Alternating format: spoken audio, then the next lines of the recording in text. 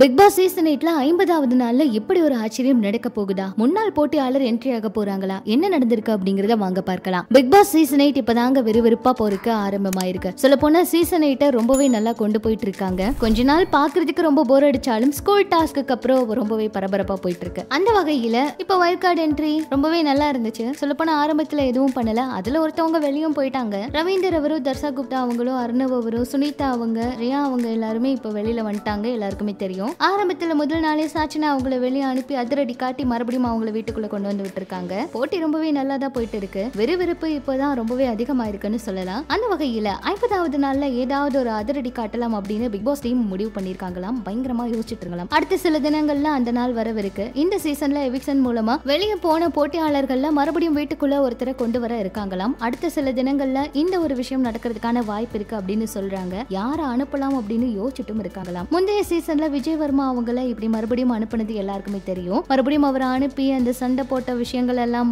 நடந்து அவருடைய விளையாட்டை மறுபடியும் ஸ்டார்ட் பண்ணாரு. எல்லாருக்குமே தெரியும். அது மட்டும் இல்லாம முதல் முறையா இந்த சீசன்ல முன்னாள் போட்டியாளர் யாராச்சும் அனுப்புறதுக்கான வாய்ப்பு இருக்கு அப்படிங்கிற மாதிரியும் சொல்றாங்க. அந்த வகையில முன்னாடி சீசன்ல ரொம்ப நல்லா விளையாடின ஒரு போட்டியாளர்கள் அப்படின்னு பாத்தீங்கன்னா மாயா அவங்கள சொல்லலாம், தினேஷ் அவரை சொல்லலாம், விக்ரமன் அவரை சொல்லலாம், பிரதீப் ஆண்டனி அவரை சொல்லலாம், ஓவியா அவங்கள சொல்லலாம். இப்படி நிறைய பேர் சொல்லிக்கிட்டே போகலாம். அந்த வகையில இவங்களுடைய பெயர்களும் கூட அடிபட்டு இருக்கு. ஆனா எதிர்பாராததை எதிர்பார்க்கலாம் அப்படிங்கிற மாதிரி தான் என்ன வேணாலும் நடக்கலாம். சேனல் தரப்பு இப்ப பயங்கரமா யோசிச்சுட்டு இருக்காங்களாம். வித்தியாசமான முயற்சி பண்ணிட்டு இருக்காங்களாம். கண்டிப்பா முன்னாடி இந்த கேம் பத்தி நல்லா தெரிஞ்ச யாராச்சும் வீட்டுக்குள்ள அனுப்புறதுக்கு வாய்ப்பு இருக்கு அப்படின்னு சொல்றாங்க.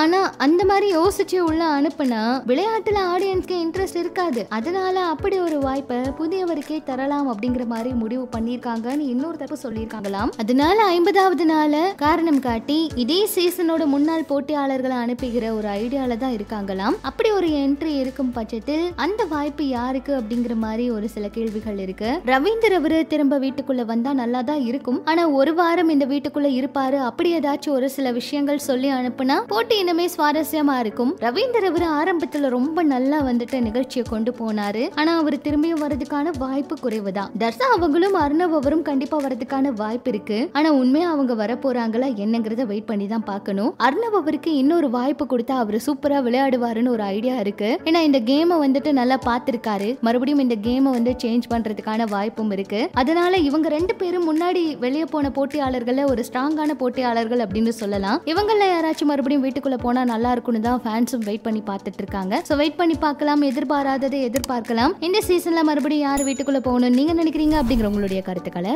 சொல்லுங்க.